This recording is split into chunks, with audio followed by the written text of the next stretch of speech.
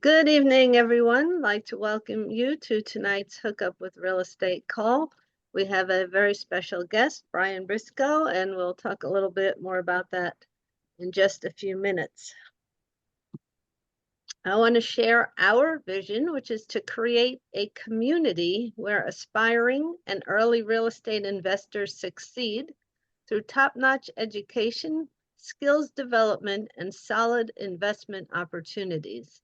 We aim to provide an environment where investors feel capable of assessing investment risk and confident toward contributing to a culture of collaborative successes.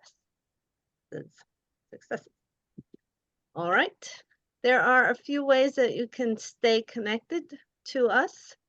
We have a YouTube channel, which is the /@ hookup with real estate. And tonight's call will be up there within about a week.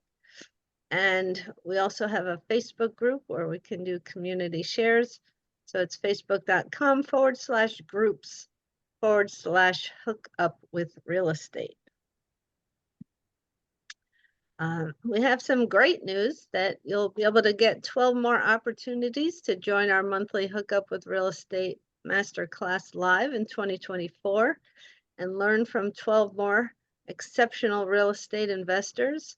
They're generally on the fourth Wednesday at 7:30 p.m., except where noted. The two that are in red will be on the third Wednesday, which is November 20th and December 18th. Okay. Now,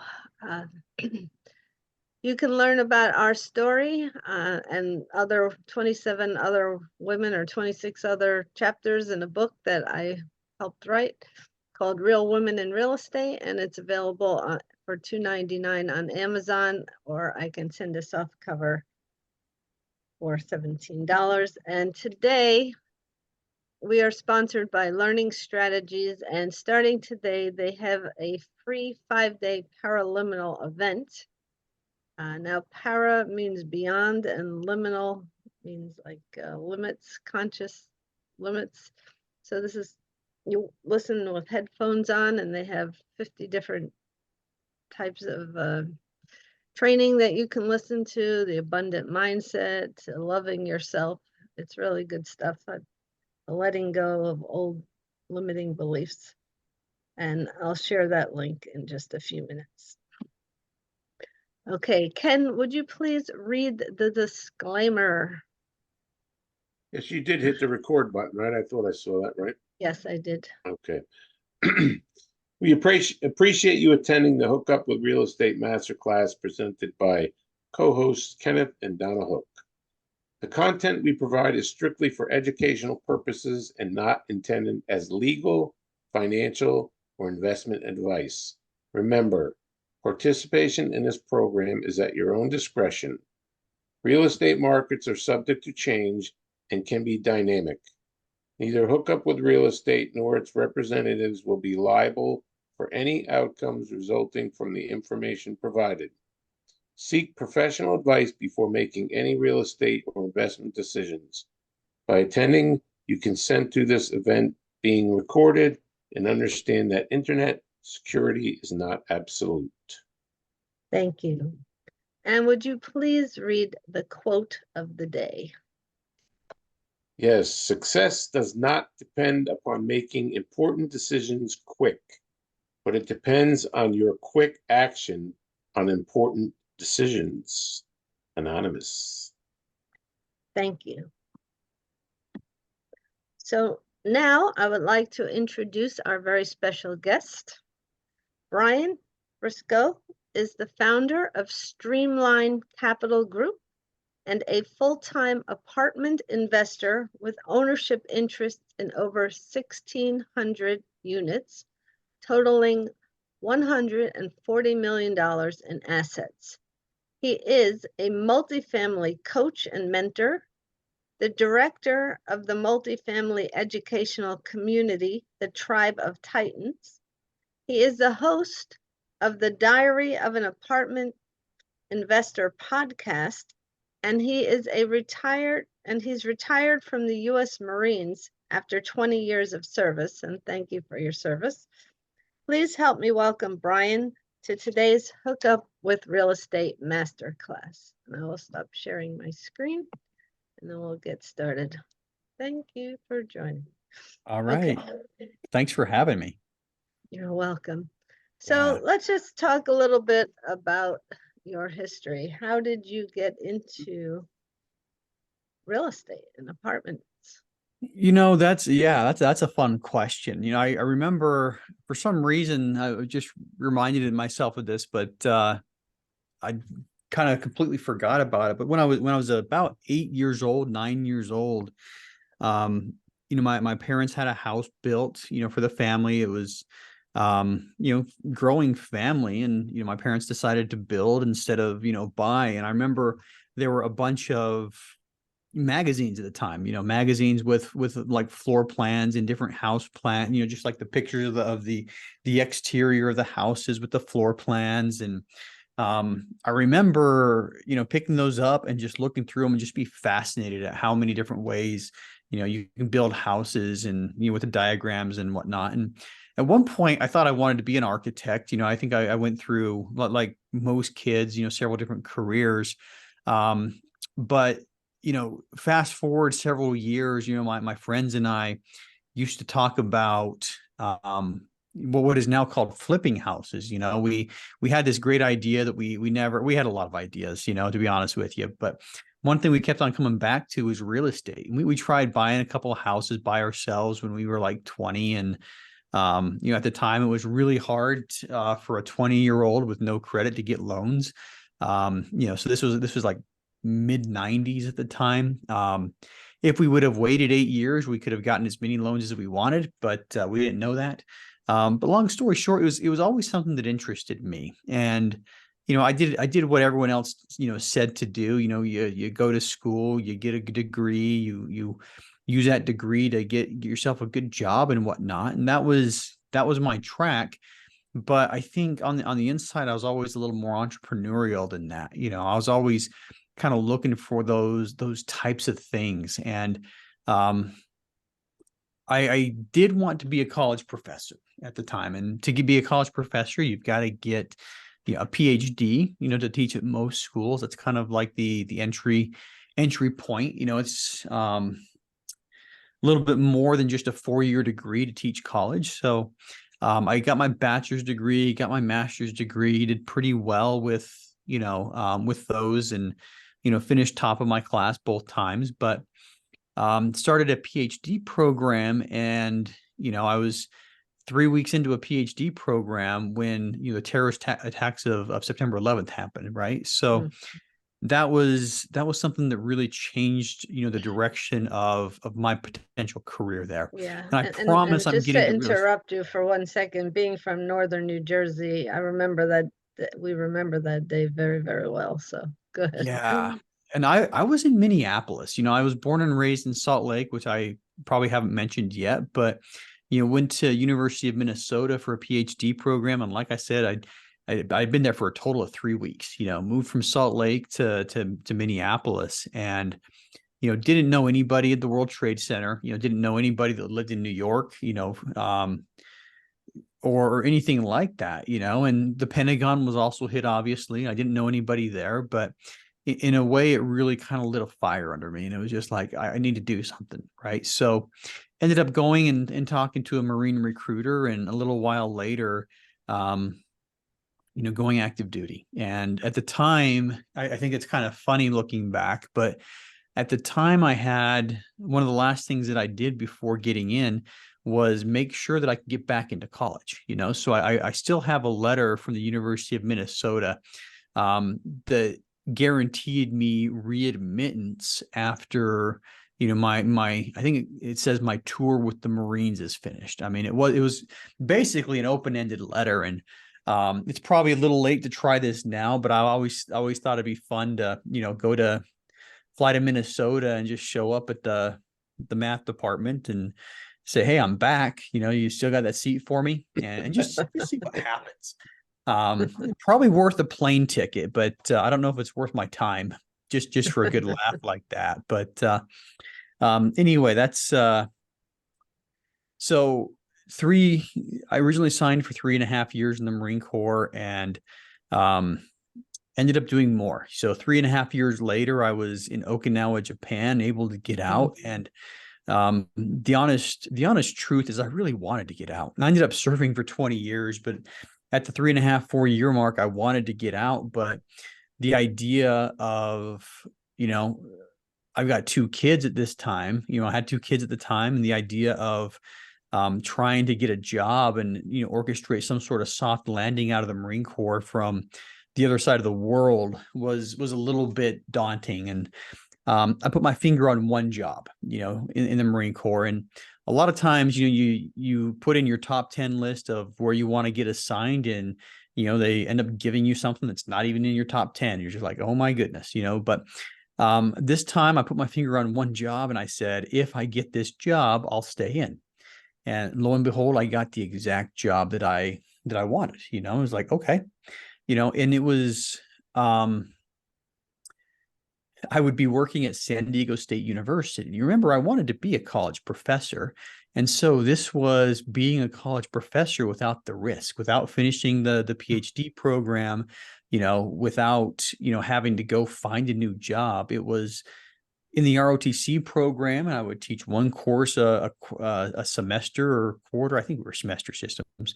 And other than that, I would be in charge of, all the college kids that wanted to commission in the Marine Corps, so I thought, wow, that's a pretty good deal. And that's where I started investing. Prior to that, I had, I'd been exposed to it.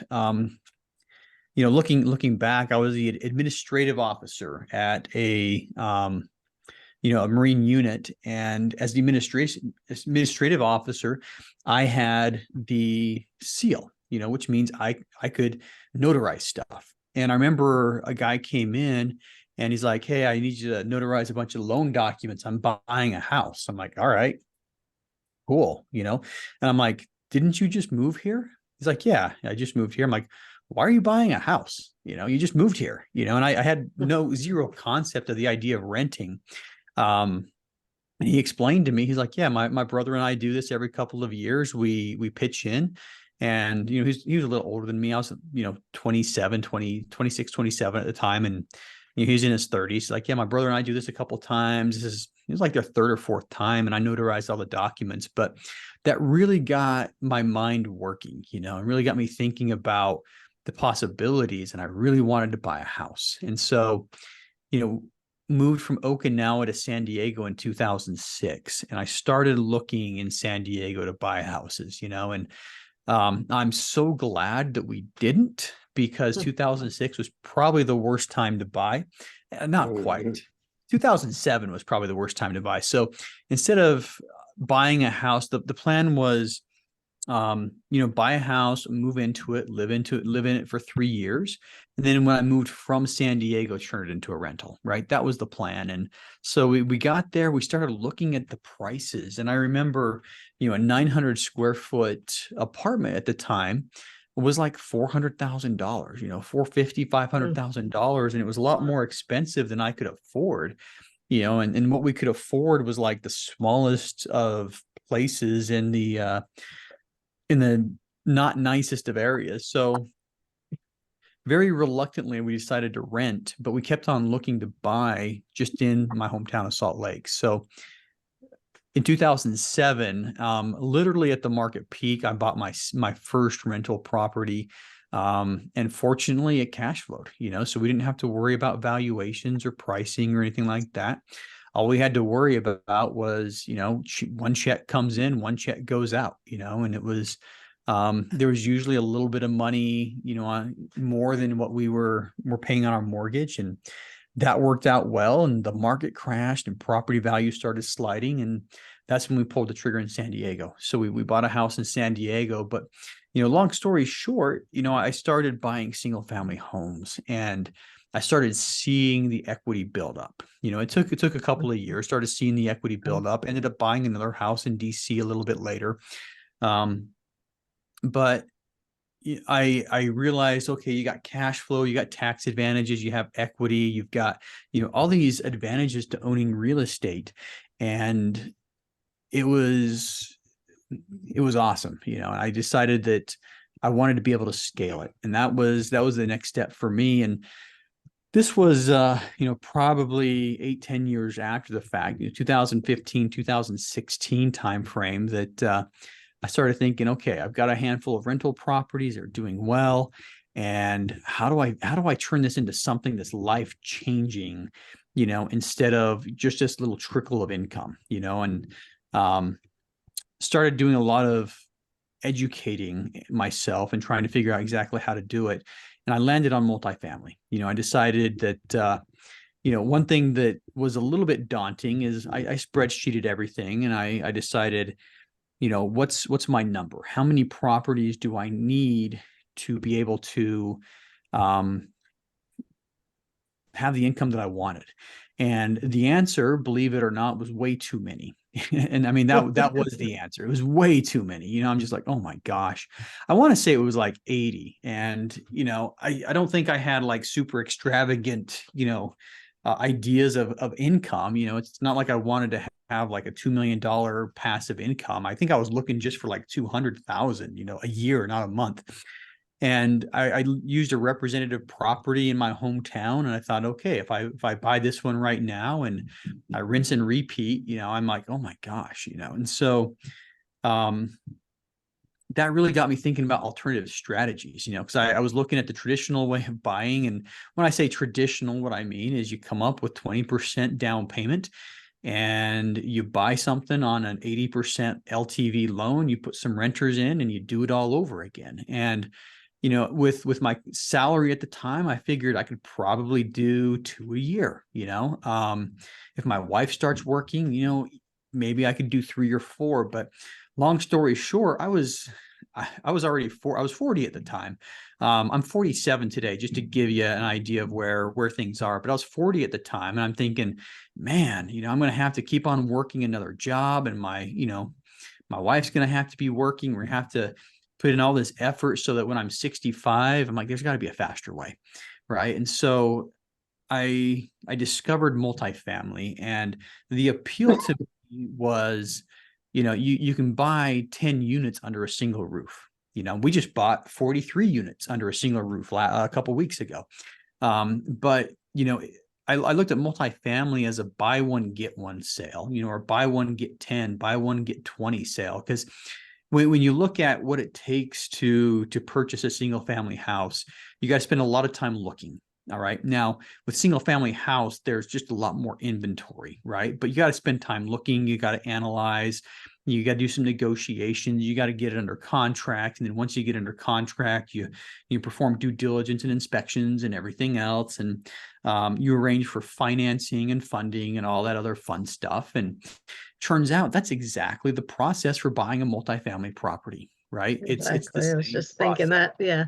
Yeah, it's the exact same process, and I started realizing, man, if I've got to get to 80 units to be financially free, wouldn't it be easier to buy them 10 at a time instead of 1 at a time? And so my mind shifted, and this is one of those big, big mental leaps that I've made in my life, was just the idea of, I don't have to do it, the way that I've seen everyone else do it. I can buy a 10-plex or something like that. Started doing more research, and then I discovered syndication, and all of a sudden that was another huge mental leap. It was just like, okay. When I first started looking at multifamily, I had there's some people that don't know what syndication is here. So could you just explain? Yep, I'll explain what a syndication is. So yeah, when I first started looking into multifamily, I looked at the equity I had in the properties, and I figured, okay, if I sell all my properties and pull from my savings in a couple of investment accounts that I have, I could scrape together 300,000, maybe 350, right? And I started looking, driving to banks and different financing places, and at the time, $350,000 was going to buy me $1 million in property, and I thought, awesome, that's pretty cool. And I started looking around, and that was 6 to 8 units, where I was looking. Northern Utah, Southern Idaho was kind of the areas that I was looking at. And, I figured that's a lot better than buying one single family at a time, pick up an 8-plex. Then I discovered what a syndication is. Okay. And what the syndication is, now instead of me coming up with a down payment out of my own bank account, is you raise capital from other people. All right. And what that looks like, I guess the mechanics behind that is, you end up starting an LLC. You put when you purchase the property is going to end up in that LLC. But essentially what you do is you turn that LLC into a bunch of shares. You split it up into a bunch of shares, and you're essentially selling shares is what the syndication is. So, that took me from looking at 10 units, which, 300,000 was all I could figure out how to come up with at the time. But that took me from looking at 10 units to, doubling and tripling. The first property I ended up getting under contract was 50 units. So, it once again was a big mental leap forward, because it allowed me to get more bang for my buck. Now what a syndication looks like. Talk about one that we just closed. This was a couple of weeks, actually 2 months ago. It's been more than a couple of weeks. It was a $10 million purchase price. We assumed a $5.8 million loan at 3.1%. Okay. And if you know what's going on in the lending space right now. Yeah, where do you get 3.1% now? Yeah, exactly. Assumed it, right? Yeah, we assumed a loan. The loan was 2 years old. It was a 10-year term.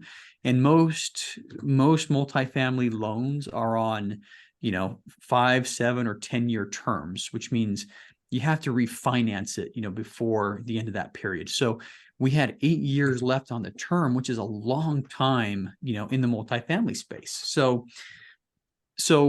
we got a $5.8 million loan on a $10 million property. And what we do is we do all the work to get it under contract, do the due diligence to, prepare to manage it, and then ultimately manage it ourselves.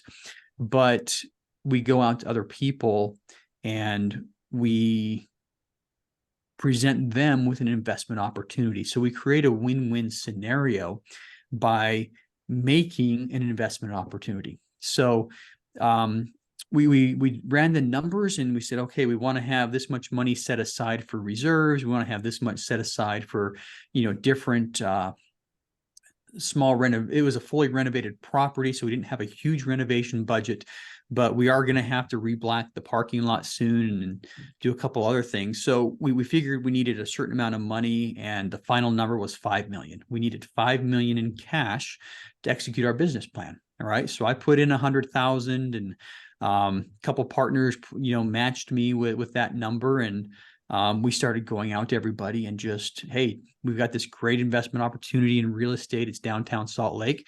Do you want to invest? And over the course of 2 to 3 months, we essentially, from family and friends and whatnot, raised $5 million.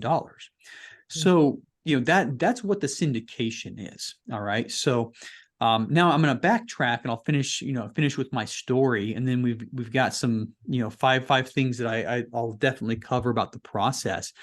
So that's what I decided I wanted to learn how to do, was syndicate, and, one of the biggest things that slowed me down up front was trying to figure out, okay, how do I find that much money? How do I find people that want to invest? My history, my dad's a mailman. Okay. My dad didn't do any investing because at the time, he was on a government pension program. Okay. This was before the post office was privatized. He didn't need to invest because he had a pension. And that's what he told me. He's like, yeah, I don't need to do any investing. I've got a pension. I'm going to retire and I'm going to live off my pension. Well, my dad did retire. He's living off his pension, and he's, trying to, work to make a little more income, and they're doing okay. But end of the day, that was kind of my mindset. And that was the mindset of, my dad's brother and my mom and all my mom's siblings. So when you look at, who I knew growing up with money, the answer was nobody. It's like, crap, what am I going to, how am I going to find all these people? So I decided to invest a little bit in myself first. And I got into a coaching program which, you know, what was another huge leap forward because, you know, I had the ideas, I was reading the books, I was listening to the podcasts, and I'm like, okay, theoretically, I can use other people's money, start investing in these properties, create win-win situations, and, you know, the investors are going to win because the real estate projects are going to go well, and I'm going to win because, you know, I'm investing my own money in it. But when you do syndications, I also keep a little extra ownership for myself, you know, so trying to create these win-win situations. But I ended up getting coaching to help me, you know, make sure I wasn't going to screw things up, you know, which is kind of the biggest thing I was worried about is, you know, am I going to screw things up? But so I got into this coaching program, and within a couple of months of joining that coaching program, I ended up with enough confidence to actually go after our first deal. And that's what we did. We ended up getting our first deal in Spartanburg, South Carolina. It was just over 4 years ago, 4.5 years ago is when we got it under contract, and closed on it, you know, a couple months later after raising $2 million. And, you know, it was just like, okay, awesome, you know, and I put, you know, I think I put $100,000 into that deal out of, you know, my little pot of money there, and, you know, bought a couple more properties, and we just kept on buying properties. Now, the type of properties we were buying at the time were, and this is a big lesson learned. We were buying a lot of the properties that a lot of other people didn't want, you know, and, you know, we figured, hey, we could start getting into properties like this and, you know, creating a track record. But I posted about one on LinkedIn last week that we've owned for 4 years, and I think I kicked in 20,000 last year just to keep the mortgage paid, right? But Wow. you know, that was our second purchase. But, you know, we were very fortunate in a lot of ways that, you know, the market did what it did. You know, we bought at just the right time, you know, 2019, 2020, and 2021. And, you know, late 2021, you know, the Fed was talking about, you know, everyone's talking about recession, and we started hearing about, hey, you know, inflation's going up, the Feds are going to start raising rates and whatnot. And as a group, we decided to start selling a lot of properties. At the time, I owned about 800 units, and we started selling properties. So the good part about that one is we bought at a decent time, and we sold pretty close to the peak, and we were able to make a lot of money for ourselves, a lot of money for our investors. And like I said, we created a lot of these win-win scenarios across the board.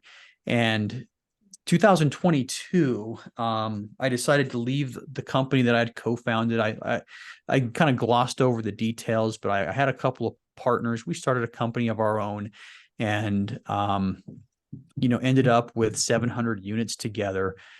Those were the ones that we decided to sell. And shortly after deciding to sell off most of what we owned, I decided to leave that company and go my own direction. So fortunately, you know, 2022, I didn't buy a lot. It was a very tumultuous time. You know, there are a lot of things going on. A lot of people got into loans that they regretted in late 21 and early 22. Fortunately, that was variable rate, right? Yeah, a lot of variable rate loans, you know, and it was kind of before, you know, yeah, before there wasn't really a crash. Well, I guess there has been kind of a crash, but before all that started happening, you know, right when people were making those types of decisions where, you know, prices were going up and they were, you know, making crazy offers. Just very coincidentally, I was, you know, working on an exit from a company, and I didn't feel comfortable buying something on my own. And, you know, there was 4 founders, 2 people were leaving at the same time, so the company wasn't buying anything. So long story short, I was very fortunate not to get in any of those deals that are imploding right now. And then when the exit was complete and I started looking around at the map and where things were, you know, multifamily prices had already dropped 10%, you know, off of their highs. And most people will say they hit their high in December of 21, January 22. But, by November of that year, prices had already dropped 10%, and that's when I started thinking, okay, let's start buying again. It took a while to get more, but long story short, 2023 has been a great year. I've closed on 11 properties. Wow. Just I should have a number, but most of these properties were smaller ones. So I wasn't hitting the 100 unit plus numbers. I don't think a single property in that group was over 100, so probably closed somewhere near 600 units in the last year. But if you look at the pricing we got, almost every single one of those was a loan assumption. And that means you're assuming the existing loan that's on the property. And most of them had loans in the 3% range, so bought one in Denver, Colorado with a 3.5% loan, bought one in Houston, Texas with, around a 3.5% loan. We've closed on 3 in Tulsa with 3-point-something% loans. We got the one in Salt Lake City with a 3.1% loan, right? So we picked up a lot of these properties from owners that needed to offload them for some reason or other. And we ended up getting financing from 2021, 2020, 2020, 2021 with pricing from 2023. So in most cases, we were able to buy for the same price as in, 2020 or 2021 with in 3 years later, or we were able to, some cases, buy at a reduced price.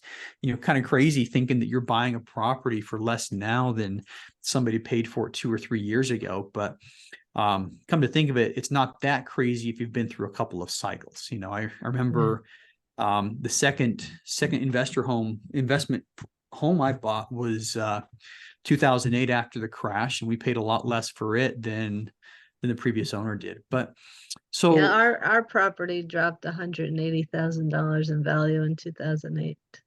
yeah, Well, yeah, 10, 8, 9, 10, yeah, somewhere in that range. Yeah. yeah.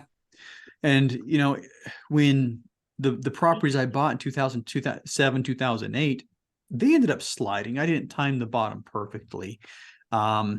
But one thing I learned from, buying my first property in 2007, literally August 2007, I think the market peaked in October. 2 months before the market peak is when I bought my first apartment. But one thing that I learned is, as long as you are able to make it through the recession, or make it through the downturn, it's going to turn out okay, and that's. So when I look back at the last year or so, a lot of people were afraid to buy, and I was scratching my head thinking, same thing I was thinking 15 years ago, real estate's on sale right now. Prices have dipped 20%. You're supposed to buy when prices are low.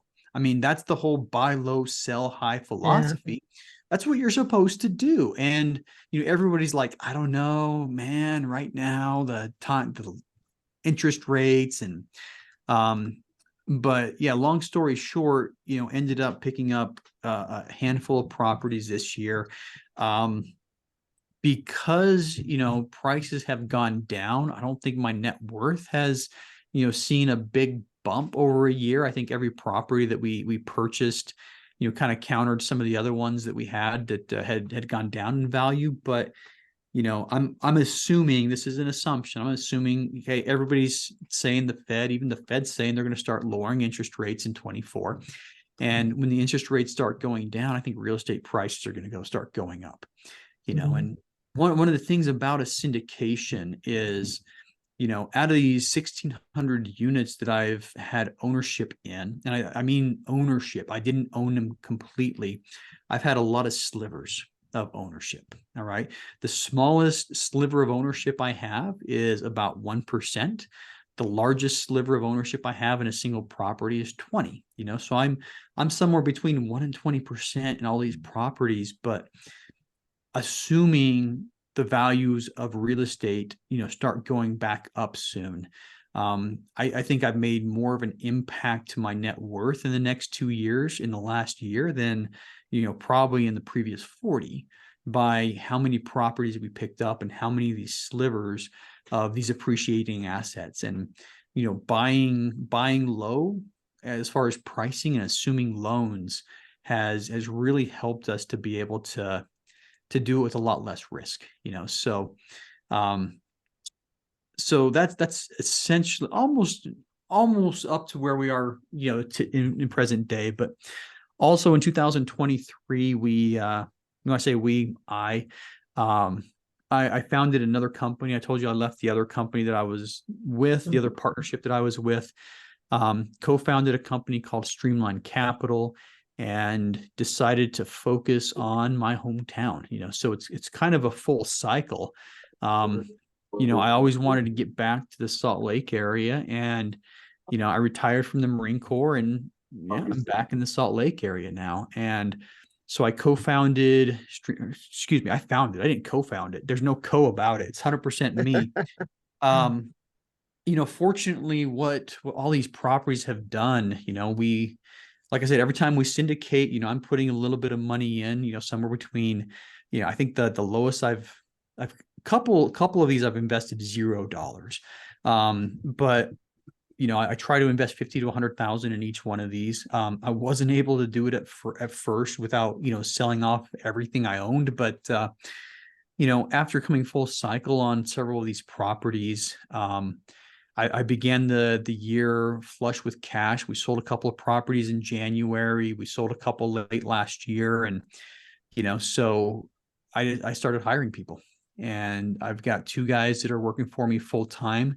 And all we're doing is looking for properties in Salt Lake City. And the one that I mentioned with that 3.1% loan, that $10 million purchase price, that was our first in Salt Lake. And, we're starting to reach out and,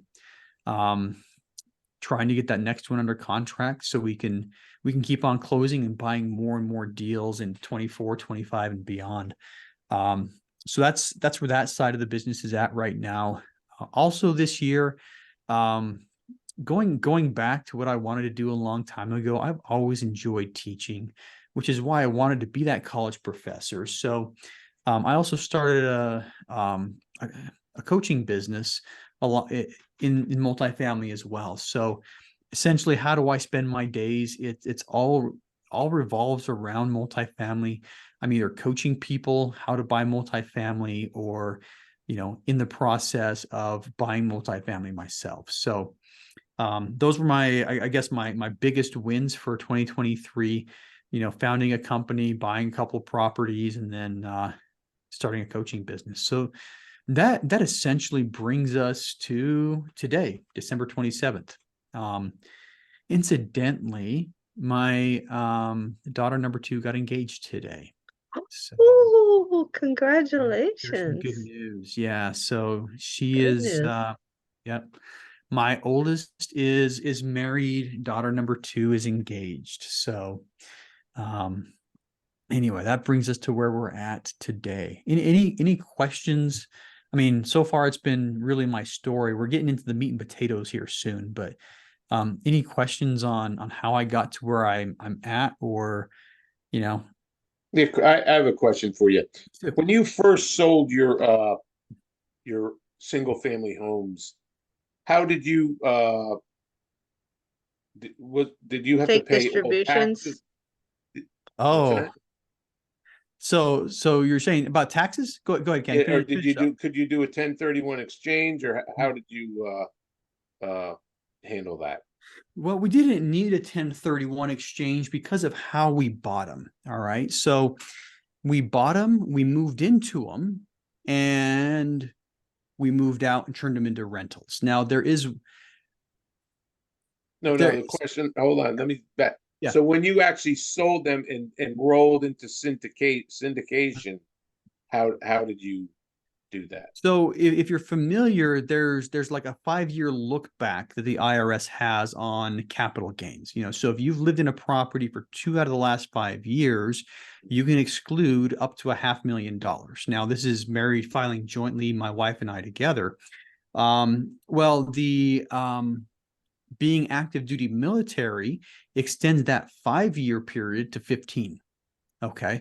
So essentially, I was able to sell capital gains free without paying a penny in taxes. So the 1031 wasn't necessary. I was selling properties and just not paying taxes on it because of the 5 plus 10-year look back, you know. So between the other properties, I mean, we didn't, 2 of the 3 properties we had lived in for 2 years or longer, and you know, we were able to exclude 500,000. We didn't make 500,000 on any single sale.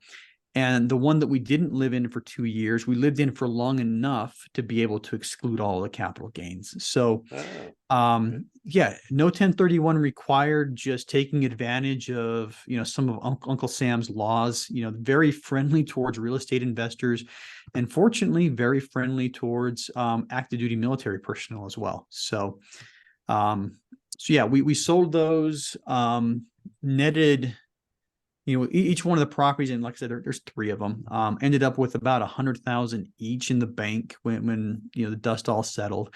Didn't sell them all at once. You know, we sold one, used that money for coaching and for, investing in the first property for all the risk capital that we're going to talk about. And then we sold the second one and did the exact same thing with that one, you know, used the proceeds from that one to, you know, pay, you know, risk capital and start investing in properties. And then when we sold the third one, some of that got invested into multifamily. But a lot of that went into the down payment of the house I'm in right now. So, but it just kept on getting rolled forward into more and more real estate. So I think we had to put like 75 down on the house that we're in right now. Long story about why, but it's actually not that long. I had just retired from the Marine Corps and I didn't have another job, you know, and so I went out to banks and said, hey, will you know, give me a $400,000 loan or a $500,000 loan to buy a house? They were all like, Yeah, you know. yeah. And I finally got one that would look at my military retirement pay and lend off of that. And so they looked at my retirement pay, which is a very, right now, fortunately, it's a small percentage of what I make. And they wrote a loan off of that, but they would only give me, I think, 85%, you know, loan to value. So long story short, yeah, we used a capital gains exclusion to not pay any taxes on the properties we sold. And almost every penny of the money that came out that went into future investments. So just rolling it forward. So Yeah. Ken, are you thinking we have to move to Indiana, live in our houses Yeah, 2 we might have years? to move to Indiana here a little bit. That's where Yep. most of our houses are. Yep. You know, but you still have the 1031 available, you know. That's true. If it wasn't for that extra 10-year look back they give to active duty service members, I probably would have had to figure out how to do a 1031. But you know, it's actually not that difficult. But at the time, you know, just taking that capital gains exclusion was easiest and by far the best thing to do. But anyway, other questions about me before I launch into, you know, the real meat and potatoes that I wanted to talk about with what we do. Yeah, I think most of my questions will be answered when you start talking about the Perfect. 5 Cool. viewpoints. So couple of things to talk about, and partially sequential. We're gonna, and Donna, you have the 1 through 5. I'm gonna rearrange the order, and we're gonna talk about how they work sequentially. All right. So the first thing, you know, I guess to frame everything, I want to walk through some important steps in the process to do what I do. Okay. And you know, you don't have to have a lot of money to start this. In fact, you know, I know a lot of people that have had $0 and have started this. And like I said, there are several properties that I've syndicated where I didn't have money to invest at the time. And so, you know, I've done several of these with $0 invested and just raised the money from other people. Okay. So, you know, how do you syndicate? How do you get started? You know, and what's the benefits of syndicating? Well, I think hit the benefits first, and then we'll hit the 5 things. But the biggest benefit of the syndication is typically when we put a deal together. Like I said, we're looking for that win-win situation. You know, we find passive investors, people who want to invest passively, and they don't want to deal with the termites or toilets or all those other T's that everyone else talks about.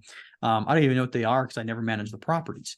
But they don't want to deal with that. And so we do. And we put a third-party property manager on the property, and we manage the managers. But we also pay ourselves through ownership. Okay. So when we put these deals together, we are keeping 20 to 30% ownership in the property to pay us for our efforts. So, it does make it so that I'm very, very vested in these properties.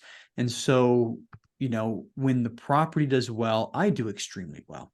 All right. And it doesn't really take a ton of, it takes a lot of effort to raise the money.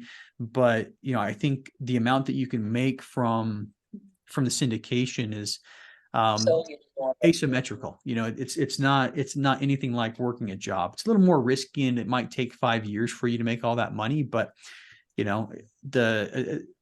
guess the biggest downside is, it doesn't pay the bills until the property sells. When the property sells, you've got this huge problem of dealing with a lot of money in your bank account at one time. And it's a great problem to have. But as long as you've got your monthly payments taken care of, and that's where my pension has been, absolutely amazing. I get that monthly amount from the government for 20 years of service, pays for the mortgage, pays for the food, pays for, a lot of the living expenses. But, anyway, I digress. Going off topic, hit that tangent line, but we keep a certain percentage for ourselves, and that's where the win is for us.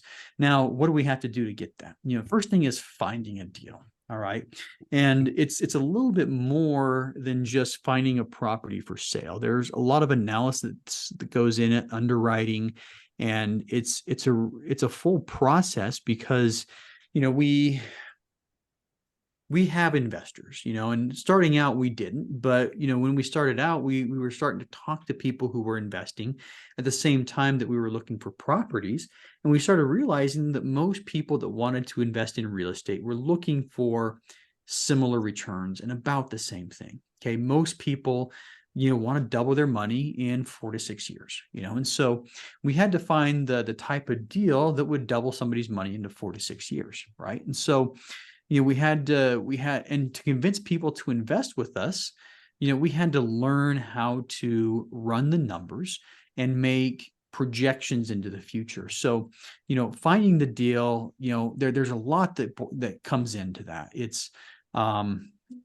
It's not nearly as easy finding a multifamily property. When I'm talking multifamily, I'm talking 20 units and above for most cases, but there's just not as many multifamily properties as there are single family homes. When you're looking for a single family home, there might be hundreds on the market that you can buy at one time. When you're looking at multifamily properties, and how much you can afford, now you're talking about, sometimes single digits, and then there's competition inside that space as well. So finding the deal involves, making relationships with brokers. A stat I read in a book that's probably absolutely wrong. 92% of, properties are brokered by a commercial real estate broker. And so, we've spent a lot of time and actually a lot of money trying to get brokers to send us the deal first, and that's part of the finding, aspect is building the relationships with brokers. And the big thing with building the relationships with brokers is you have to convince a broker that you can actually buy a property, and if you can't convince a broker that you can buy a property, they're not going to spend a lot of time with you. All right. They're going to spend their time with people that can close. Right. So analyzing deals, creating relationships with brokers, and then just flat out being able to close, that's kind of the biggest part about finding deals. Okay. So that's the biggest thing there. And along those lines, you also have to be able to do that well, you have to be able to articulate to a broker exactly what you're looking for. All right. One of the mistakes I made early on, is I started calling brokers and saying, yeah, I want to invest in apartments, and well, what are you looking for? I'm like, I don't know. What do you got? And it turns out that approach doesn't work very well. All right. I didn't realize it, but it took me a while to realize why brokers weren't calling me back. But part of the finding deals is you have to nail down your criteria. You have to know what you want, so the brokers know what to show you. If you're just going to tell a broker, hey, I just want to buy an apartment complex, I don't care what it's like, or how much can you afford? I don't know. They're like, okay, yeah, we're not talking to this guy. So over time, we've basically come up with an approach that works a lot better. And that approach is, you've got to figure out exactly what your buy box is. Okay. What does a good deal look like to me? Okay. And right now, my buy box is Salt Lake City. And there's certain neighborhoods in Salt Lake City that we want. We want a B-class apartment, which means, 10 to 25 years old and in a nice neighborhood. We want it to have a value add component. And there's a reason we want the 10 to 25-year-old buildings, is because a lot of those buildings need a little bit of TLC, so we're going to do the renovations on them. All right. And we know how much we can afford to buy. Okay. On any given deal right now, I'm not the best capital raiser in the world, but on any given deal, I can probably bring $5 to $7 million to the table. All right. And what does that buy me? That buys me, 10 to $15 million in property right now.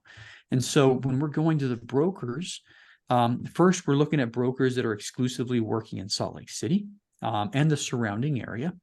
We're looking at brokers that are specifically looking into multifamily, and we're telling them, this is our buy box. We want B-class apartments along the Wasatch Front that are somewhere in the $10 to $15 million purchase price range. Okay. Now in Salt Lake, that basically means 40 to 60 units. So I'm a little agnostic on, whether I tell the brokers we're looking for 40 to 60 units or 10 to 15 million, because it's about the same thing. We tell them we want the B-class properties with a value add component. All right. And then something that I can do now that I wasn't able to do a long time ago is show them my portfolio. And hey, if you want to know if I'm able to close, I'm going to email you a document, and that document has a list of all the properties that I've owned, right?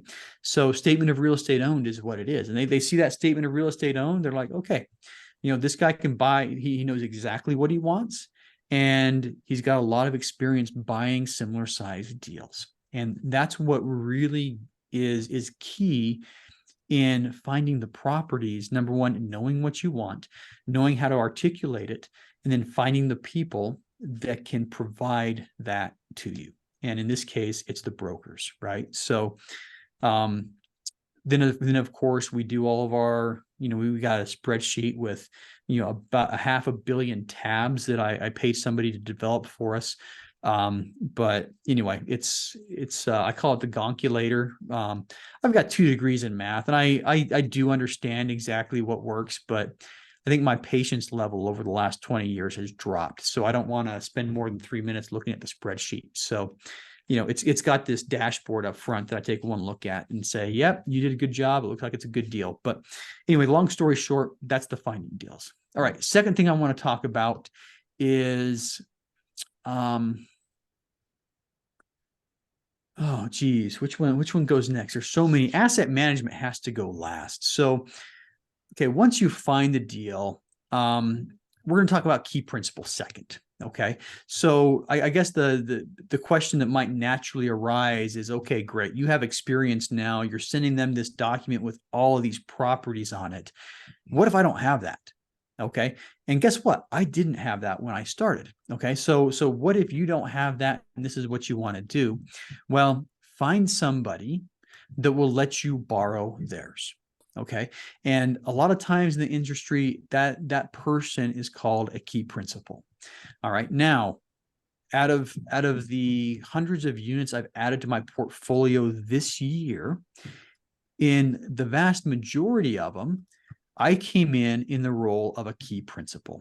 All right. So And I'm just going to double check really quick. 1, 2, 3, 4, 5, 6, 7. We closed 8 in 2024 with 60, 120, 160, 200, 240, with about 300 total units, right? So unit count wasn't, off the chart. But, average size about 40 units, right? In most of these deals, I was the key principal. Okay. So what does a key principal do? Okay. Number one, a key principal is going to provide the experience, net worth, and liquidity to be able to qualify for a loan. All right. Now, it's kind of like the single family space. I think a lot of people are probably familiar with getting a single family loan. And I did mention, and quite fortuitously, how difficult it was getting a loan for the house that I'm sitting in right now. I had no documentable income. When you looked at my income, I had a bunch of, real estate that we sold, and that was my income, and it was hard to say that I was getting that income, keep on going on and on and on. But, the lenders are going to look at your ability to pay back a loan. All right. And so what do they want from somebody who is signing on a loan? Net worth greater than or equal to the loan amount. Okay. They want liquidity, typically 10% of the loan amount, and they want somebody that has experience. Okay.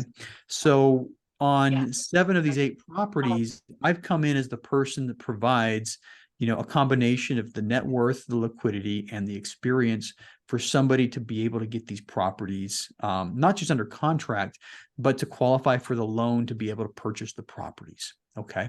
So that's that's essentially what a key principal does. All right. Now, if you're brand new to this, how do you find a key principal? Well, you network a lot. You talk with other people who've done this, and you just ask, start asking around. Hey, who did you use as a key principal for your property? Okay. The first couple of properties that we bought, we needed a key principal. Okay. And then, actually with the Eleanor Rigby, it was a $6 million loan. I don't have a $6 million net worth yet. All right. Even on the properties I'm buying, I still need a key principal. Okay. And that's probably going to be true for quite a while because, we're increasing the value of the properties that we're buying faster than my net worth is going up. Right. So the key principal is somebody that helps guarantee a loan. Now, how do you convince somebody to be a key principal for you? You build a relationship is the answer. You try to build a relationship. And when I'm looking at being a key principal on somebody's deal, one thing I'm looking at is risk. What is the risk to me? Now, the biggest risk to me, and I'm going to tell you the answer to that question. The biggest risk to me is the deal doesn't perform, and I have to pull money out of my bank account to pay that mortgage. Okay. Now, could we let the mortgage go? Yeah, we could. It's in an LLC. It wouldn't touch my personal assets, but it would make it so that I can't sign on any other new loans, which essentially means, I'm going to have a hard time doing, conducting business myself. Right. So when we start looking at what you have to do to convince a key principal, you have to convince him that your deal, and that includes you and your partners and whoever's running the thing, is low enough risk to them that they'll partner with you. All right. Now, there's also some compensation involved. How do you compensate a key principal? Some key principals want a fee. Some people will charge 1 to 5% of the loan balance they're guaranteeing. Right. So, I guess I don't have to do the math for you, but, for the property that we just bought, I will anyway, $6 million loan, if we were paying 1 to 5%, 1% of a $6 million loan is 60,000, 5% is 300,000. So when you look at the syndication that you're doing and raising capital, you got to understand how the key principal wants to be compensated and work that into your numbers. Okay. Now, usually when I come in as a key principal, I want equity. Cash is cool. All right. I like having, cash deposited to my bank account, but I'll typically do it for equity. I talked about, a lot of these things I own slices between 1 and 20%. If I'm coming in just as a key principal, I'm usually going to walk away with, somewhere between 3 and 6% ownership of a multi-million-dollar property. Now, there are risks. Obviously, the risk is, once again, I've got to reach into my back pocket and pay off the loan. There's risks that the partnership, the people that I partner with, are knuckleheads. Okay. And I got to take over, operations of the property, so there are certain risks. But the way I look at it is if the risk is low enough, for the amount for the potential returns that I can make, then I will personally do it. There's a lot of people that are willing to be key principals, but when you're finding deals and putting deals together, it's very helpful to already know who that key principal is going to be. So, rewind the clock to when I said you have to convince a broker that you can purchase a property. All right, now you're sending a broker a list of properties that your key principal has been involved with, right? So key principal, item number 2. Okay, number 3, risk capital. There is a lot of risk capital involved in buying real estate. Okay, so what is risk capital? Well, I'm going to default to single family homes. Okay, when you buy a single family home, it's traditional to put a 1% earnest money deposit down. Okay, so $500,000 home, I think that's roughly the median home price in the US. $500,000 home, that's a $5,000 check. All right, most people can probably come up with a $5,000 check, for earnest money. Okay, some people are going to have to borrow some money from somebody else. You might have to withdraw some from a savings or investment account, but most people can come up with earnest money. Okay. When you look at the process of buying a house, there's other monies, other things you have to pay for. You have to pay for an appraisal. Okay. Single family home, about $500. Okay. You have to pay for an inspection. Okay. About $500. These things are all at risk. It's money that is at risk. Okay, what happens if you get past your contingency period and you don't close on that single family home? Well, that EMD is supposed to go to the seller. Okay, that appraisal has been done and paid for. You don't get that money back. All right, there might be other loan fees that you have to pay that you're not going to be able to get back. That inspector, you've done an inspection. He or she have come in and given you an inspection report. That's bought and done, and you don't get refunded if you don't close. Okay, so that's what I mean by risk capital. All right, now go from a $500,000 single family home to a $5 million property. All right, and you guys can probably guess what happens is you add a 0 to most of those numbers. All right, so the first property I ever bought was a $4 million, first multifamily property was a $4 million purchase. Okay, we put $40,000 down as earnest money deposit. We had some extension fees built into the contract where we essentially increased our earnest money. We paid for inspections and travel and a lot of other things. And our lender came and gave us a really big bill and said, you guys got to pay this before we're going to start processing stuff. And long story short, on that first property, $4 million purchase price, we were about $160,000 in before we closed on it, which means if we would have walked away the last day, we would have lost that money. Okay. So when you're getting into multifamily, you got to realize that it is very cash intensive up front. Okay. And you guys might be saying, hey, but wait a sec, Brian, didn't you say that you could do this with no money at all? Absolutely. Okay. The question is, does it have to be you that puts that earnest money in? Okay. The answer is no. All right. Can you get somebody else to put that earnest money in? Yeah, you can get somebody else. I mean, if I can get somebody else to do it, you guys can get somebody else to do it. All right. I'm a son of a postal worker. All right. So, going postal in my house was a swear word. It's like, you don't say that, it's just like, anyway, long story short, you can get somebody else to put that money in. All right. But it is 100% at risk. And if you guys understand investing, the higher the risk, the higher the expected returns. I've had other people contribute risk capital. Now, my favorite thing when people put risk capital into my deals is to give them ownership in the property as return. Okay. There have been a couple of times where I put personal guarantees on the line. Matter of fact, just recently, I lost about $50,000 because I put a personal guarantee on risk capital, and I've had one deal that hasn't closed, one deal that I got under contract that didn't close, and we lost our earnest money on that one. Okay, and on this particular deal, I wrote a personal guarantee, and so I had to wire, I think, $48,000 to pay back the person that we guaranteed. So when you start talking about the risk capital, you have to be able to come up with that money or find people that can come up with that money.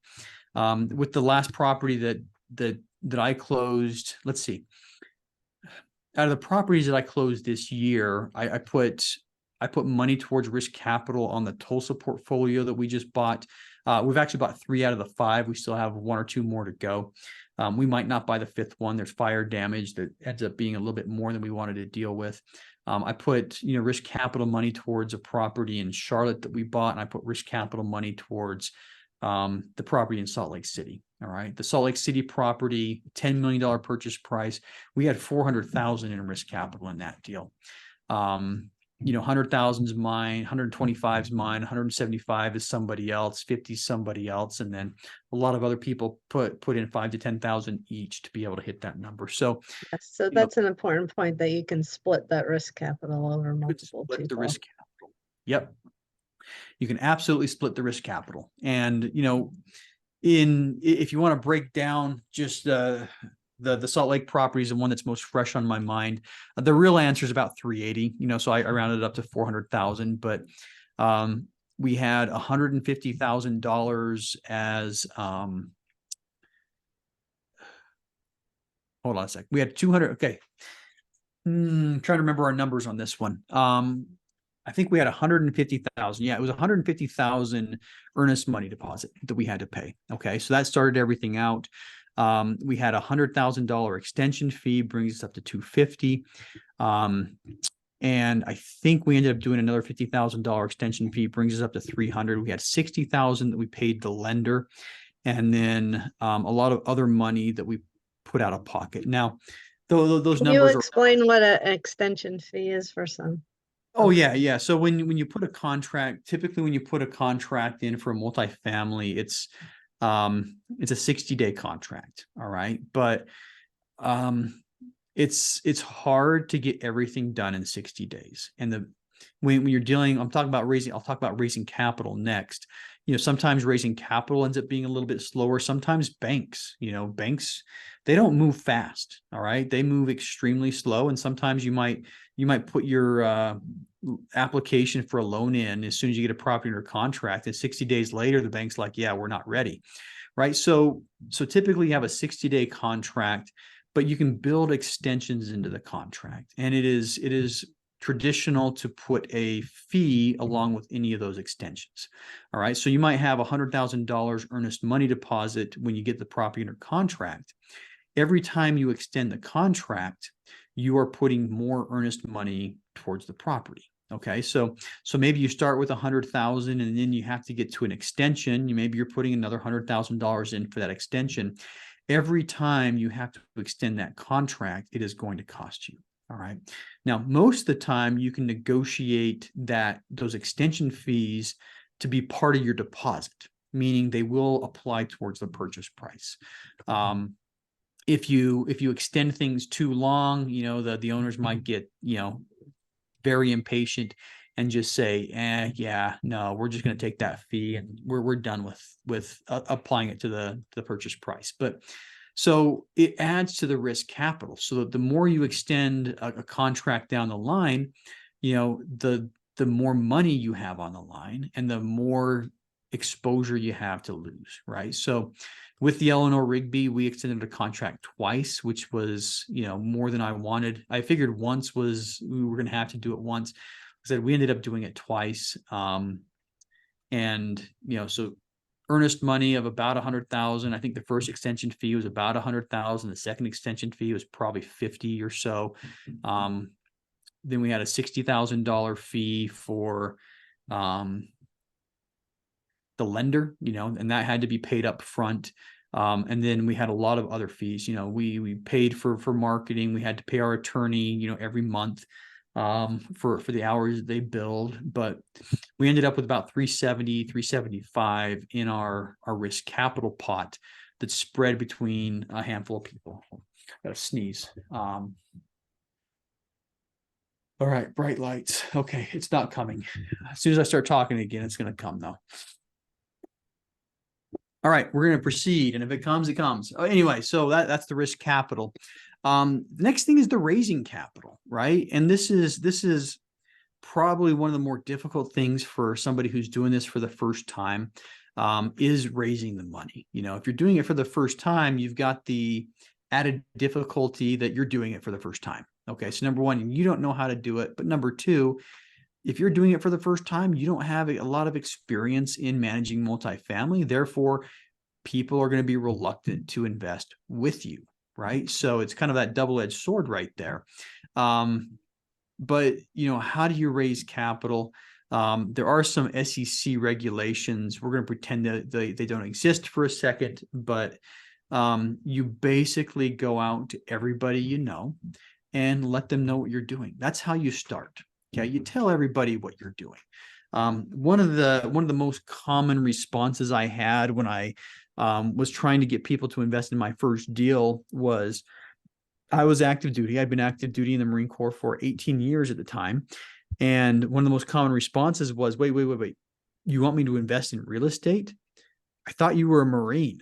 I'm like, yeah, I am, but I'm doing this too. You know, this is what I'm doing now. And it's going to be, you know, what I do after I retire, you know, so I'm setting this up. And so one of the biggest issues that I had convincing people to invest with us, you know, was my lack of experience and the fact that they didn't know what I was doing. All right. So, you know, when I called people up to ask them to invest, I had to explain to them, okay, yes, I am investing in real estate. I am a real estate investor. Here's my experience. Here's why you have to invest with me. So really the first part of raising capital happens long before you find a deal. All right. When does it really matter? Well, when you have a deal under contract, that's where kind of the rubber meets the road and you're really time pressed to get money through. But you know, the first thing you have to do to raise capital is let everybody know what you're doing. Okay. You can do things like host monthly webinars to talk about real estate. You know, that's one way that's really good at getting the word out. You know, posting stuff like this. I mean, for Ken and Donna, you know, this webinar does more for them than just educate people. It lets people know that they are real estate investors. Okay, hook up with real estate, right? They've got the YouTube channel, posting on LinkedIn.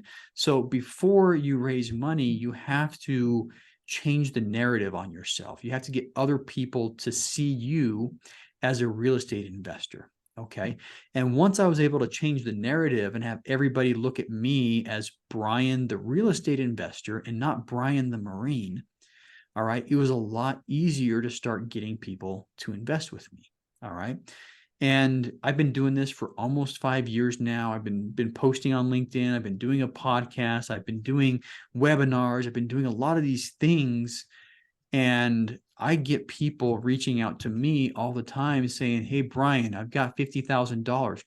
Can I invest that with you? All right. I just got an email like that a couple of days ago. Well, I got a wire today. Somebody wired 50,000 and they reached out to me a couple of months ago and said, hey, I've got $50,000. I want to invest. So-and-so said you're, you know, a really good person to invest with. Never met the guy, had a couple of phone conversations with him. He wired 50,000 today. Right. So a lot of the raising capital is just getting the word out there, telling people what you do. All right. And now, you know, when you meet somebody, when I meet somebody, you know, I don't tell 10 years ago, I was Brian the Marine when I met people. Hey, what's your name? I'm Brian. What do you do? I'm a Marine. Okay. Now, when I meet people, hi, my name's Brian. What do you do? I'm a real estate investor. You know, I help people invest in multifamily properties, or I help people invest in apartments, depending on where I'm at. Apartments usually is understood a little better, right? So the more people you tell, the more likely you are to find people to invest. So you start telling everybody, you start doing the things that get people to look at you as a real estate investor.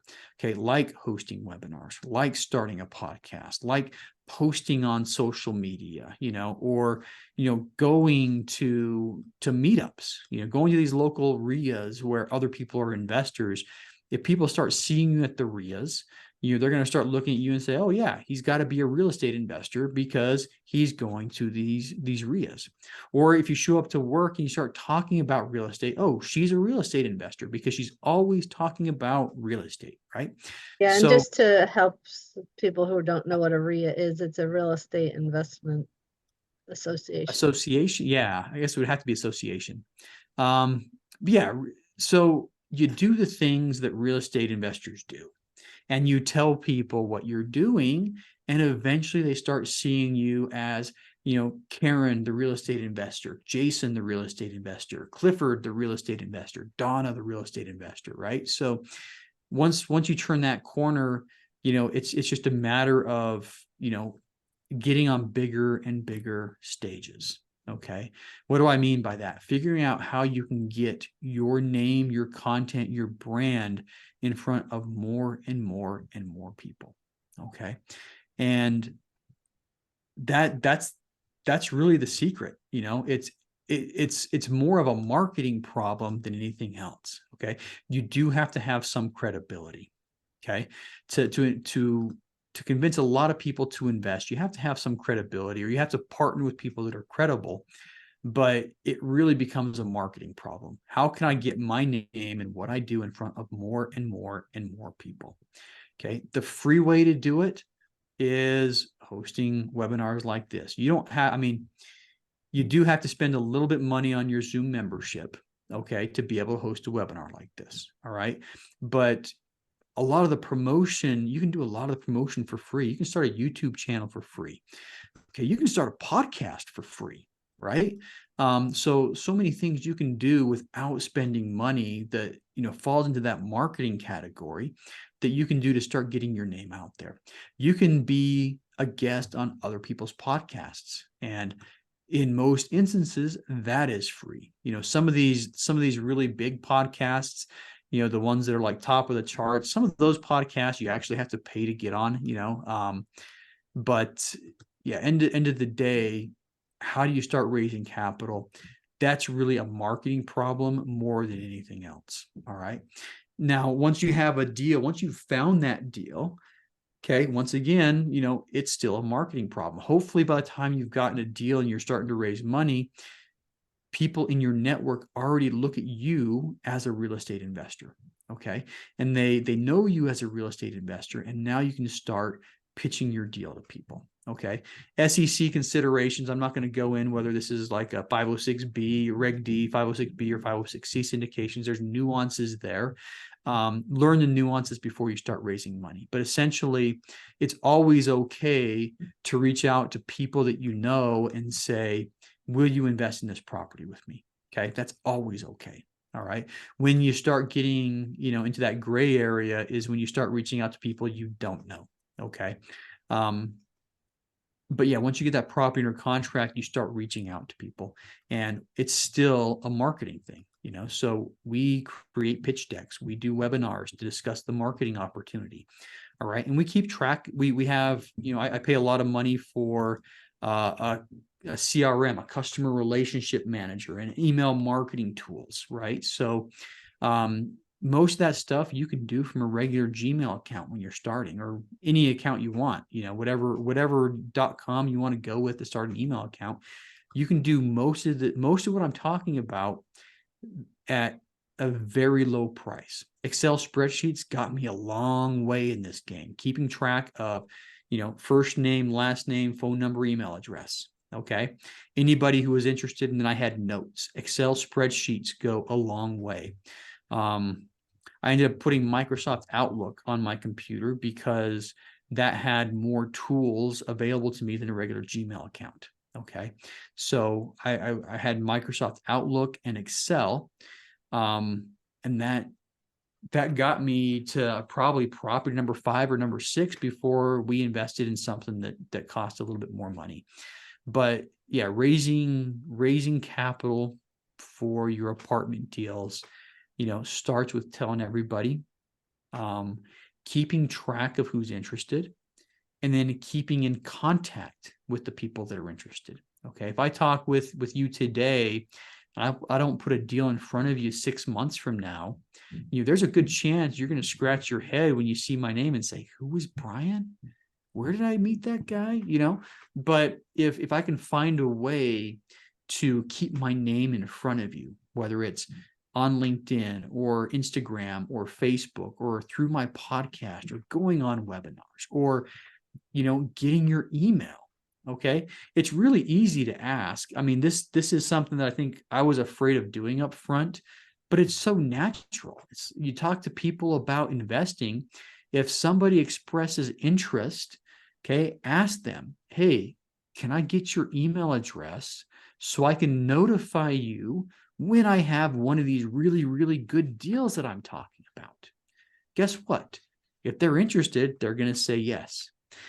Guess what else? Even if they aren't interested, they probably want to be nice and they're still going to give you their email address. All right. That's just how the world works right now. But long story short, you tell everybody what you're doing. When people express interest, you've got to get their contact information and you've got to keep track of it. All right. Next step is you have to keep your name in front of these people. And then when you finally get a deal, you've got to nail the marketing. Okay. Help them to see why investing in a deal is going to be a good thing for them. Okay. Here are the returns you're going to get. Hey, with $100,000 investment over the next 10 years, we're going to take that 100,000, we're going to turn it into 400,000. Or in the next 5 years, we're going to take your $100,000 and we're going to give you $200,000 back. A lot of that's going to come in appreciation in the property. We're going to have some debt pay down that's going to account for that. We're going to be giving you distributions on a quarterly basis. And when we sell the property, we're going to be giving your initial investment back. Over the next 5 years, if you invest with us, we're going to double your money. Can you do that in the stock market? I don't know. Maybe. I don't have a crystal ball. All right. But it's a lot easier to do that with real estate because the returns, it's a lot less volatile and the returns are much more consistent. All right. If you can help somebody see what an investment like this will do for them, okay, they're going to be much more likely to invest with you. All right. And that's the raising capital. Now, the last thing, and this is perhaps the most important and, true to form, it's what people talk about the least. And with 5 minutes left, I didn't leave myself even enough time to talk about it. But the last part is actually managing the property. Okay. What does that mean? That means keeping it well maintained, keeping the occupancy high, and making sure that, you have an asset that's going to pay those returns that you promise people. All right. That, you're keeping occupancy up. You're keeping, you're just maintaining. And that's really it. I mean, the words that I always say over and over again, we provide clean, safe places for people to live. Okay. If you can keep it clean, well-maintained, and safe, okay, that is essentially what asset management is. Of course, the other part of that is you also have to keep it full, right? But if you can keep it clean, well-maintained, and safe, there's no reason for people not to live there. All right. And if you want to keep it full, it's just a matter of adjusting your price to get the people to come. All right. So in a nutshell, that's what asset management is. It's a lot more complex than that, but it boils down to maintaining clean and safe apartments and pricing it right so that you have enough people interested that you get enough applications to fill all your vacancies. And most of your properties, you're using third-party property managers? Third-party property managers. Most of the properties we have weekly calls. Usually after the first 4 to 6 months after buying a property, those weekly calls turn into bi-weekly calls. But just establishing that relationship with the property manager is very important. Making sure they know what is important to you, right? So I stress to our property manager all the time, hey, we need to keep occupancy above 90%. We need to keep the property well maintained. Okay.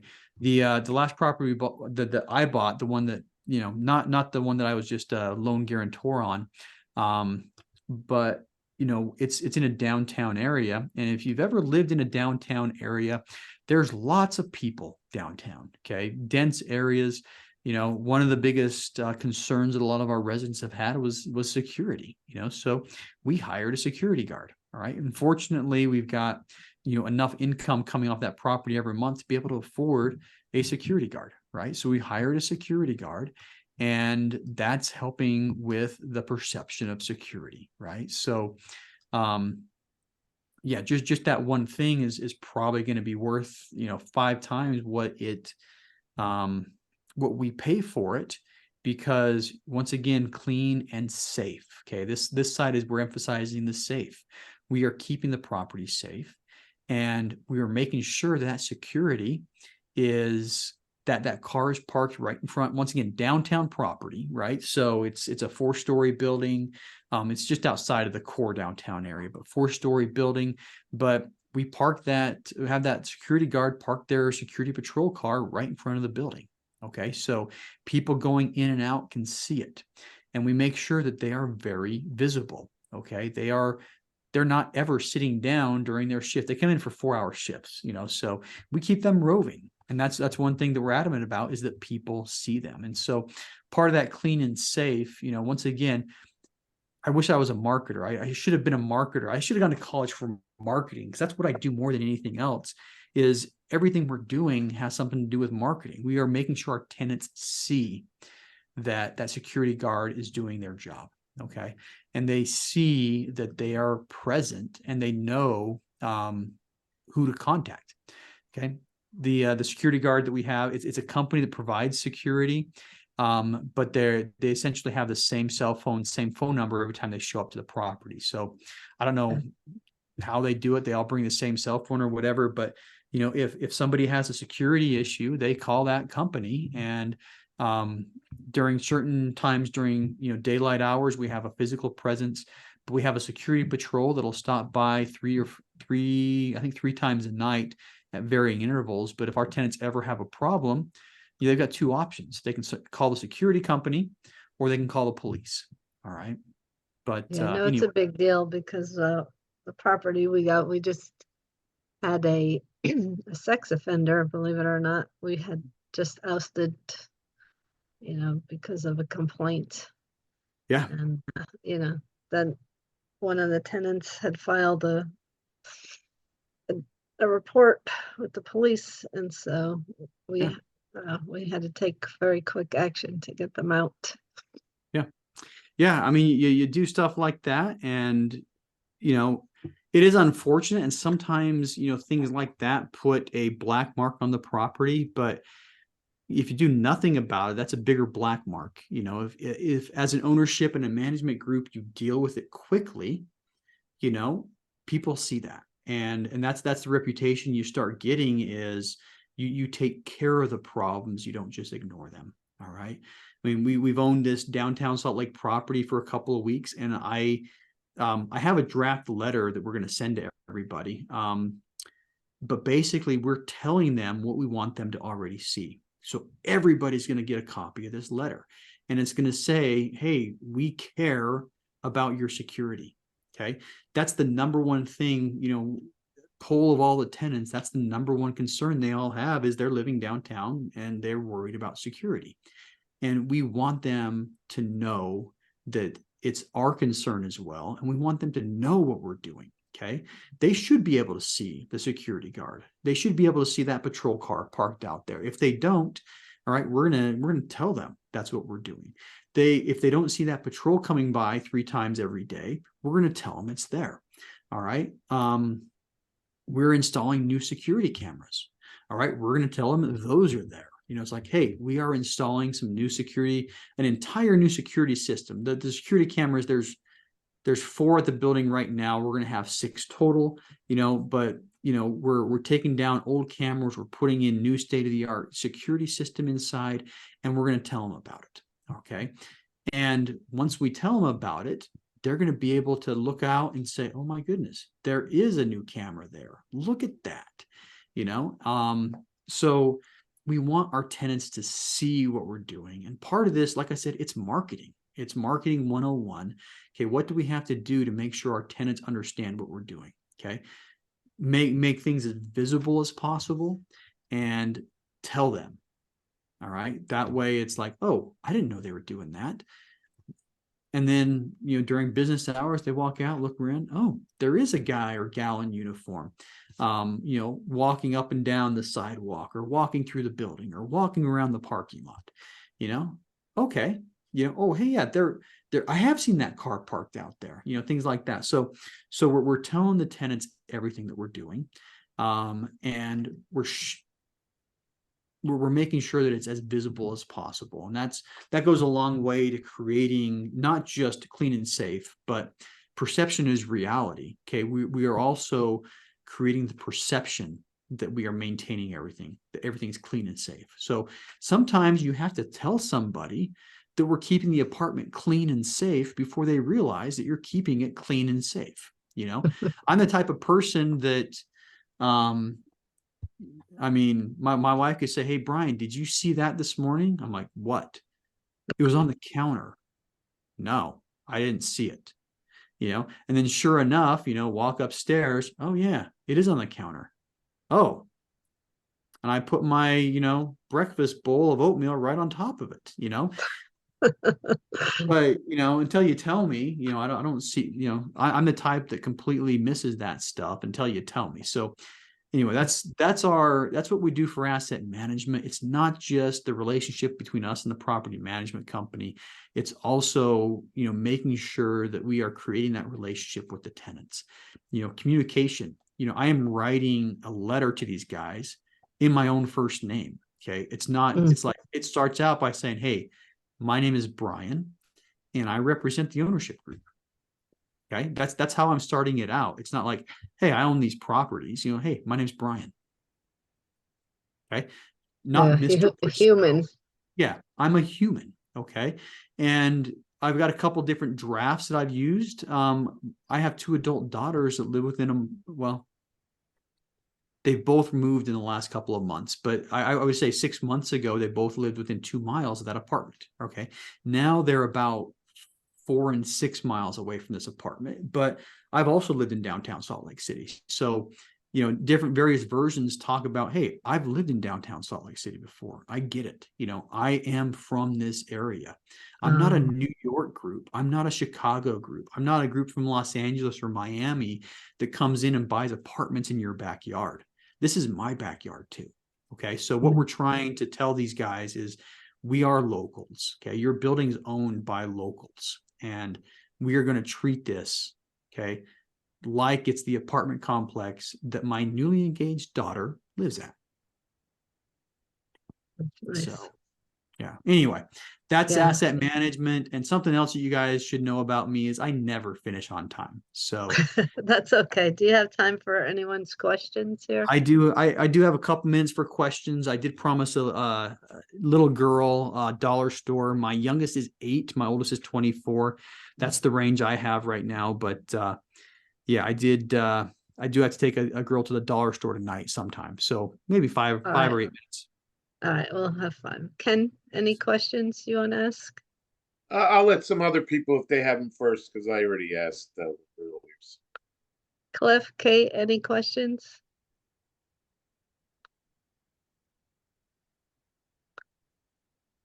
I know this was your first time hearing it, so did it explain to you what you were? I thought it was very interesting. Yeah, I learned a lot about different aspects of the process and stuff like that. But no questions at this point. This is the girl. I told her just after 7 o'clock I'd take her to the dollar store, and amazingly she knows where I sit on these calls. And she's, did you come down here to say, Dad, are you gonna take me? All right, he'll be done in 5 minutes. Can you give him 5 minutes? You need to keep that promise. 5 minutes, okay? Okay, go sit. All right, thank you, sweetie. Cute. Jason? Yeah, she was watching that clock, huh? Yeah. Yeah. Yeah. Yeah. She also knows that I never end on time. So she's waiting at 7:08 to come down. Got to go remind him. Yeah. I had a question about the risk capital. Yeah. You don't have to go into it too deeply if it gets overly complicated. But you were saying that you could basically decentralize. You could get risk capital from multiple different people, Yeah. and then you're still only going to have one KP. Is that correct? How would you separate? Yeah. So you can have several different KPs. Okay. When you look at key principle, I'll hit both of them separately. When you look at a key principle, what do banks want? The total net worth of the loan signers. They only care about the people that sign the loan, has to be greater than the loan amount. Okay. The loan signers altogether have to have 10% of that loan amount liquid. All right. And the loan signers altogether have to have experience owning and managing that type of property. Okay. So you could have, if you get a $5 million loan, you could have one guy with $5 million net worth, one guy with, $500,000 liquid, that's 10%. And then one guy with experience, and there's no crossover.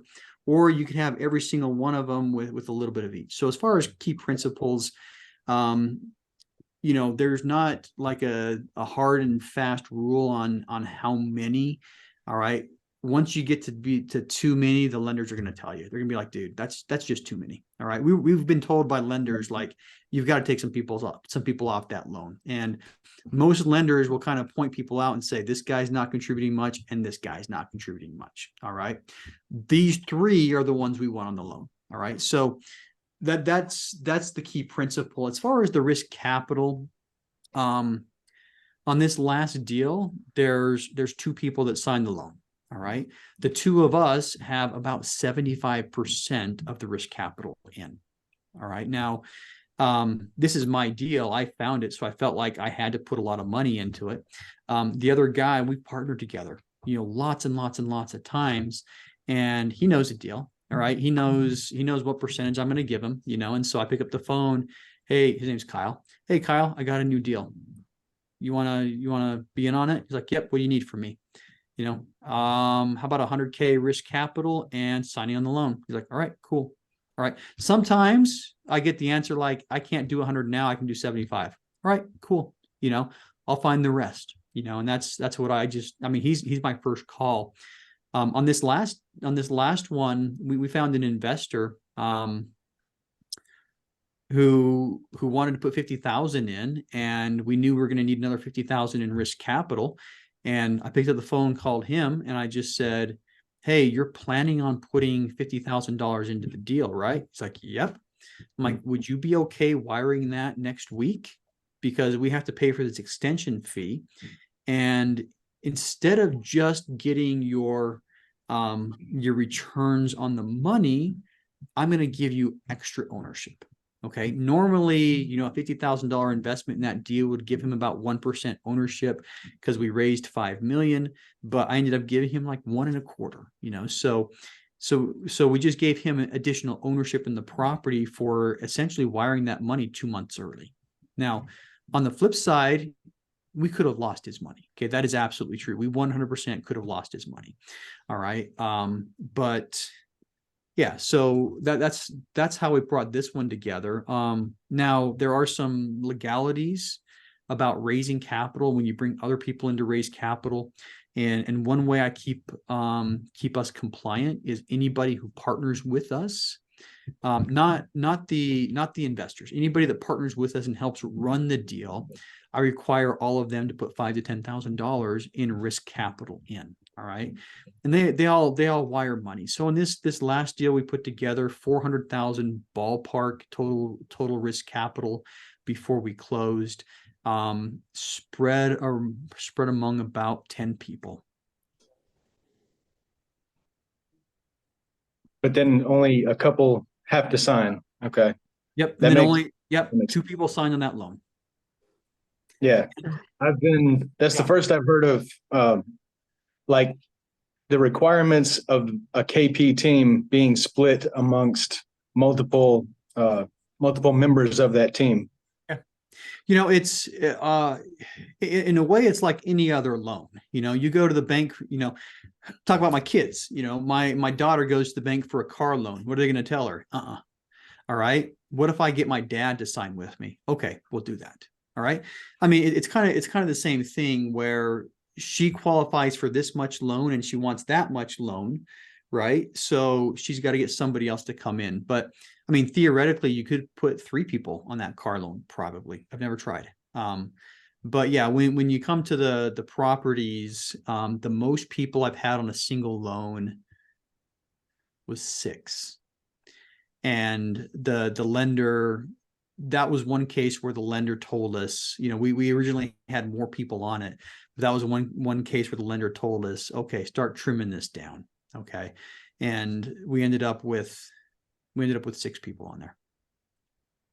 Right. I want to be respectful of your daughter, and I Yep. also want to thank you so much. Right Thank there you. now. Yep. Yeah, For sure. she's pacing. I Thank can you feel very it. much.